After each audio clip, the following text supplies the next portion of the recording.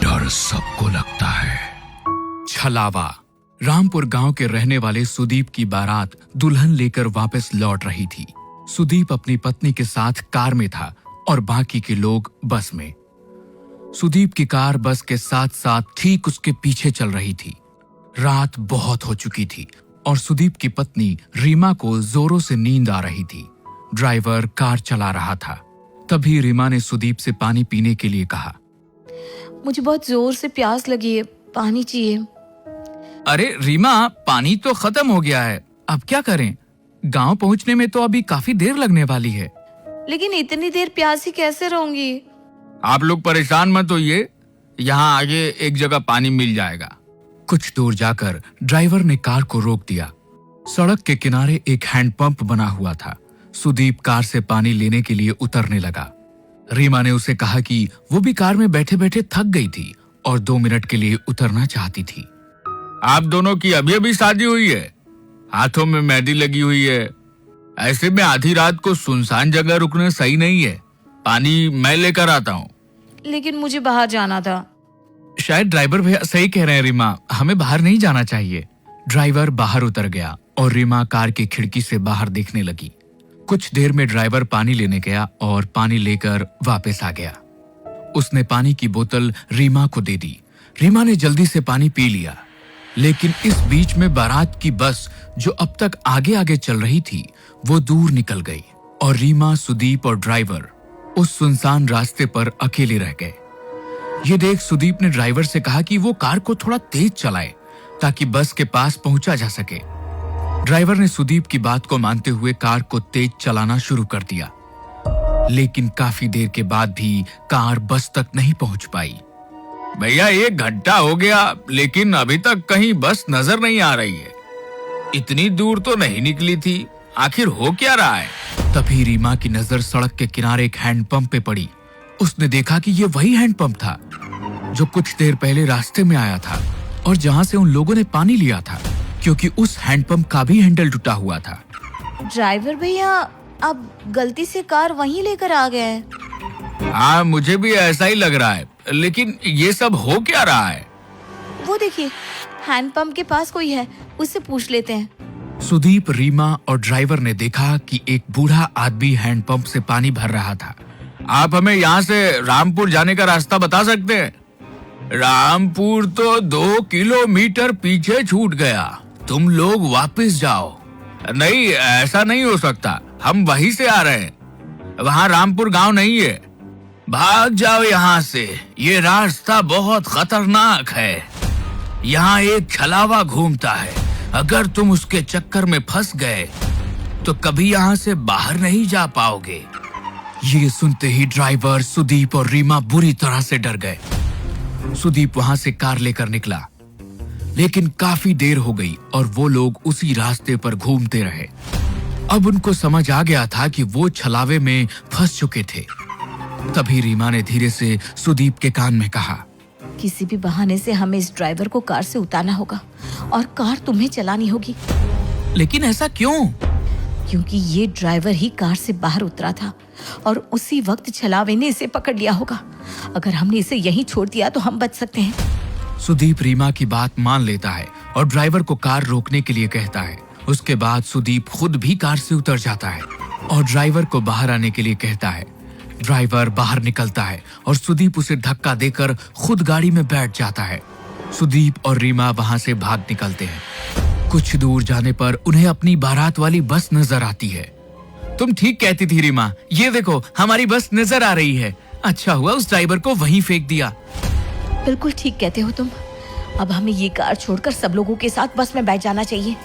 Sudeep car को बस के आगे रोक देता है और वे दोनों अपने घर वालों के साथ बस में बैठ जाते हैं। बस आगे बढ़ने लगती है। थोड़ी देर बाद सुदीप की नजर बाहर हैंडपंप पर पड़ती है। ये वही हैंडपंप था जिसके पास से वो पहले 2 बार गुजर चुके थे। अब सुदीप को समझ नहीं आ रहा था कि ड्राइवर तो वहीं रह गया, फिर आखिर ये छलावा उसे अब भी क्यों हो रहा था। सुदीप ने ये बात अपने रिश्तेदारों को बताई। हम सब लोग एक छलावे में फंस चुके हैं, इससे बाहर कैसे आना है कोई नहीं जानता। लेकिन बेटा, ये छलावा होता क्या है?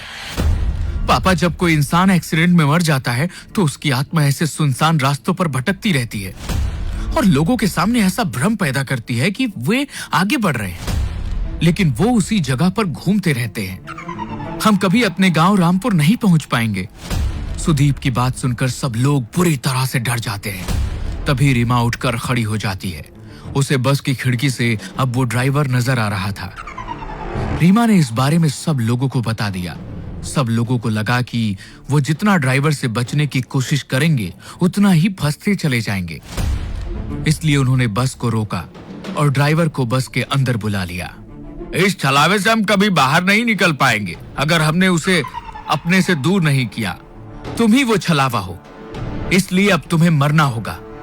अपनी जान बचाने के लिए खत्म कर देंगे। ऐसा कहते ही सुदीप और उसके पापा मिलकर ड्राइवर को मार देते हैं। कुछ ही देर बाद वो अपने गांव रामपुर पहुंच जाते हैं। वहां पर रीमा का स्वागत किया जाता है, लेकिन रीमा जैसे ही सिंदूर वाले पैर लेकर आगे बढ़ती है, उसके पैरों के निशान नहीं बनते। ये देखकर सब हैरान रह जाते हैं। बहू के पैरों के निशान क्यों नहीं बन रहे?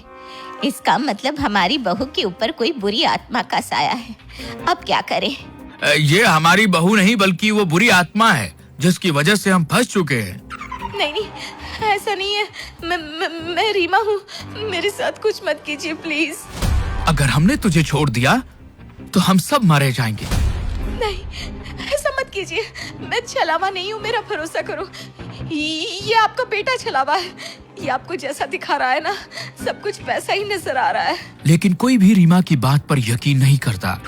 वो लोग उसे मारते नहीं हैं, लेकिन एक कमरे में कैद कर देते हैं। सुदीप के चाचा का बेटा राहुल ये सब कुछ चुपचाप देख रहा था। उसे लगा कि रीमा के ऊपर घर के सब लोग अत्याचार कर रहे हैं, इसलिए वो रात के वक्त उस कमरे में पहुंचा जहां रीमा को कैद किया गया था। तुम चिंता मत करो रीमा, मैं तुम्हें यहाँ से बाहर ले जाऊंगा। हाँ, प्लीज मेरी मदद करो। राहुल रीमा का हाथ पकड़कर उसे वहां से बाहर ले जाने के लिए निकलता है। तभी वहां पर परिवार के बाकी लोग आ जाते हैं। वो राहुल को वहां देखकर नाराज हो जाते हैं। ये तुम क्या कर रहे हो? मेरी पत्नी को कहां लेकर जा रहे हो? मेरी पत्नी का हाथ कैसे पकड़ा तुमने? आप लोग रीमा के साथ गलत कर रहे हैं। मैं उसे यहाँ से बाहर निकाल रहा था। तुम ऐसा नहीं कर सकते। आप मुझे नहीं रोक सकते। मैं रीमा को लेकर जाऊंगा। राहुल के इतना कहते ही सुदीप उसे धक्का देता है और राहुल दीवार से टकराकर वहीं गिर जाता है। उसके सिर से खून बहने लगता है। लेकिन तभी राहुल जैसा दिखने वाला एक और शख्स वहां आकर खड़ा हो जाता है। घर के लोग समझ ही नहीं पा रहे थे कि ये सब हो क्या रहा था। राहुल, तुम तो बेहोश हो गए थे। ये सब क्या हो रहा है? ये सब इस रीमा की वजह से हो रहा है। हमें इसका कुछ करना होगा। ठीक कहती हैं आप माँ। सुदीप आगे बढ़कर रीमा के बाल पकड़ लेता है और उसे खींचकर दीवार में धक्का देने की कोशिश करता है। रीमा झटके से दीवार से टकरा जाती है और तभी एक जोरदार चीख सबके कानों में सुनाई देती है। लेकिन यह चीख रीमा की नहीं बल्कि सुदीप की थी। रीमा ने पास में पड़े हुए एक डंडे से सुदीप के सर पर वार किया, जिसके वजह से उसके अंदर मौजूद छलावे का साया उसका शरीर छोड़कर बाहर निकल गया। सुदीप कुछ देर के लिए बेहोश होकर गिर पड़ा, लेकिन बाद में सब कुछ ठीक होने लगा। असल में छलावा और किसी के अंदर नहीं बल्कि खुद सुदीप के अंदर था। ये जैसा जैसा हमें दिखा रहा था वैसा ही नजर आ रहा था। लेकिन अब वो साया यहाँ से जा चुका है और अब कभी यहाँ वापस नहीं आएगा। लेकिन तुम्हें कैसे पता चला? मुझे इस पर शक हुआ क्योंकि मैंने ही कहा था शायद ड्राइवर छलावा है और इसने उसे मार दिया। उसके बाद इसने मेरे पैरों के निशान गायब करके सबका शक मेरे ऊपर डाला। लेकिन जब आप लोगों ने मुझे मारा नहीं बल्कि मुझे कमरे में बंद कर दिया। जब राहुल मुझे बचाना आया तो उसने मेरा हाथ पकड़ा ही नहीं था। छलावे की वजह से सबको ऐसा नजर आ रहा था। सुदीप ने उसे मारने की कोशिश की। तब मुझे समझ में आ गया कि असली छलावा सुदीप के अंदर मौजूद था।